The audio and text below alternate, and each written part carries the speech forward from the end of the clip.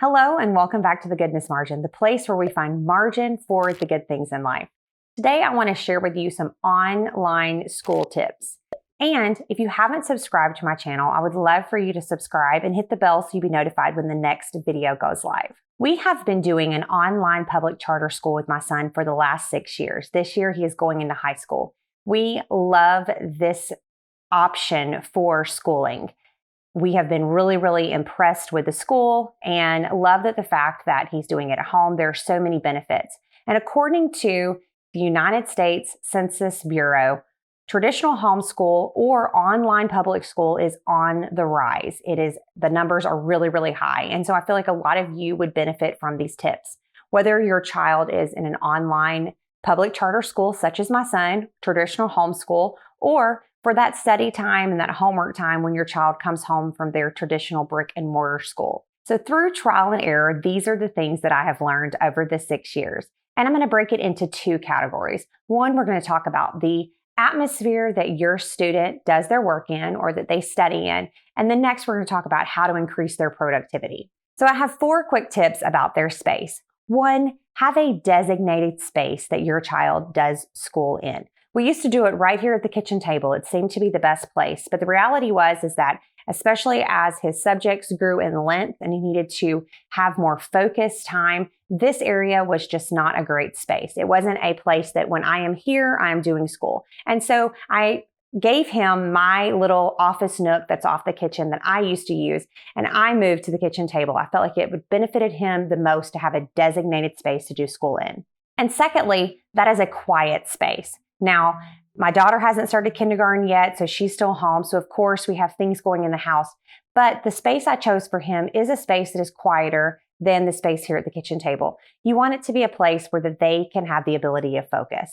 The third tip is to have a clear surface. For his desk, he only has a few things on the surface. He has a cup of pens, he has his mouse pad, and then he only has the things that he needs right then for that particular subject. Other than that, we keep that space totally clear because physical clutter is mental clutter, and that's definitely not something I want during the time that he's doing his schoolwork. And then the fourth tip goes along with keeping that clear surface. It's easy to tidy, and that's really important. He has what he needs down, and then he puts it away. And at the end of the day, make sure to clear that space again. It is really easy for him to keep his school space neat and tidy. Next, I want to share with you 4 quick tips for your students' best productivity. Number 1 is going to be to have clear daily goals. For all of us as adults, this is the reason that a planner is such a powerful tool, is because we look at it and we know these are the daily things. This is what I need to get done today. And when I'm done, I can feel relieved. It's not a never-ending list. And so it's the same thing for your student. Let your child be a part of deciding what they need to do. If your school has some flexibility, and thankfully my son's school does, let's choose what are the subjects we want to do first, what are the things we want to do each day, and I allow him to be a part of choosing what his schedule is. But this way he knows I can work really hard and work fast and get my things done quickly, and I know that I am done for the day. So having a clear schedule, having clear expectations is a really great way to increase productivity. Next is a clear start and end time. I have a morning routine for my son, and he knows that at 9 a.m. he is starting school. And then we have an end time for school. So if he hasn't completed all of his schoolwork, I still want him to stop at that time each day. This keeps him from working too many hours, from overworking, but also encourages him to get his work done during the designated time, because if he doesn't, that's when we move into doing school on off days. And so the third tip, I mentioned this earlier, is a morning routine. My son has a morning routine. Each morning he gets up, he knows the things that he is going to do before he starts school. These are things to help him to be his best self, to wash his face, brush his teeth, make his bed, to be ready for the school day, to go ahead and eat breakfast before the school day starts. A clear morning routine is great for all of us, and it is also going to be great for your student.